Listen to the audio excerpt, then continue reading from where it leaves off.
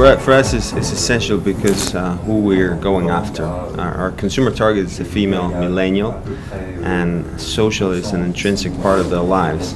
So if we want to reach to them, we want to interact with them, we want to engage with them, I mean, we have to be in social in order to do that.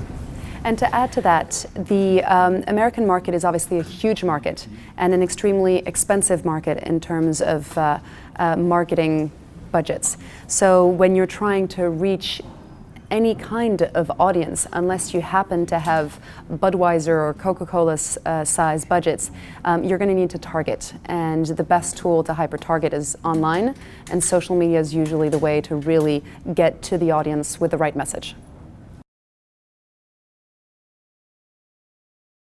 The beauty about social media is that we can understand what the consumer thinks about what we present to them. So there's a two-way street, and we can have a good sense of what's the reaction of this consumer to what we are trying to sell them, or what's the content that we want them to interact with. So essentially what we use listening for is to have content that better fits this consumer needs and makes it's something natural and organic part of their lifestyle. And here, when we're talking about consumers, it can also be other types of targets. So when you're looking at trade targets, understanding what kind of content you need to develop to really influence the buyers, the sommeliers, again, listening to those very specific niche audiences allows you to develop the content that is unique to their needs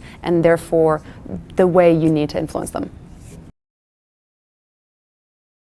Well, we set up different goals, but I would say in terms of awareness, we use a metric where we measure how many times consumers sees our brands.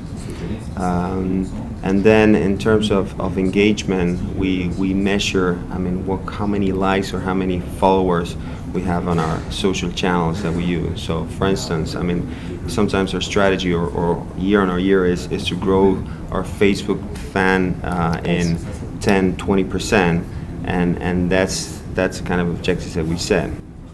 So to bounce back on that, it all comes down to the KPIs that you need to reach the objectives you've set for the campaign. So not every campaign should have the same objectives. Not every campaign should try to get 80,000 members, fans on Facebook. That may not be appropriate for what you want to do.